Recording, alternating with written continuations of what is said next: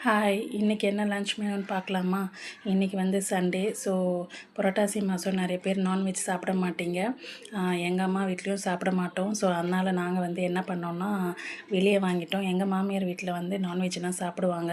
So எங்களுக்கு ஒன்றும் கிடையாது அப்படின்னு சொல்லிட்டதுனால நாங்கள் வந்து இன்றைக்கி நான்வெஜ் வந்து வெளியே ஆர்டர் பண்ணிட்டோம். ஸோ செட்டிநாடு சிக்கன் அண்ட் போட்டி இது வந்து வெளியே வாங்கியாச்சு. வீட்டில் என்ன செஞ்சுருந்தாங்க அம்மானா சுட சுட ரைஸ், அதுக்கப்புறமா வந்து ரசம், தக்காளி போட்டு ரசம்.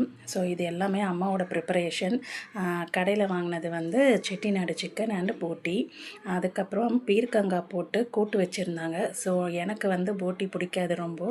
ஸோ அது வந்து பசங்க சாப்பிட்டாங்க, அந்த ஹஸ்பண்ட் சாப்பிட்டாங்க. நான் வந்து ரசம், பீர்க்கங்காய் கூட்டு அண்டு சிக்கன் கிரேவி. என்னடா ஃபஸ்ட்டு வந்து டப்பா ஃபுல்லாக காமிச்சா இப்போ என்னடா கொஞ்சமாக இருக்கேன்னு பார்க்குறீங்களா? பசங்க வீடியோலாம் எடுக்கிற வரைக்கும் பொறுக்கவே மாட்டாங்கங்க. ஸோ அவங்க வந்து எடுத்துகிட்டு போயிட்டாங்க.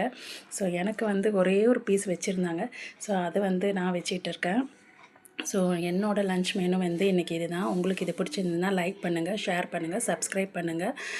இதே மாதிரி லன்ச் மெனு உங்களுக்கு இனிமேல் வரும்.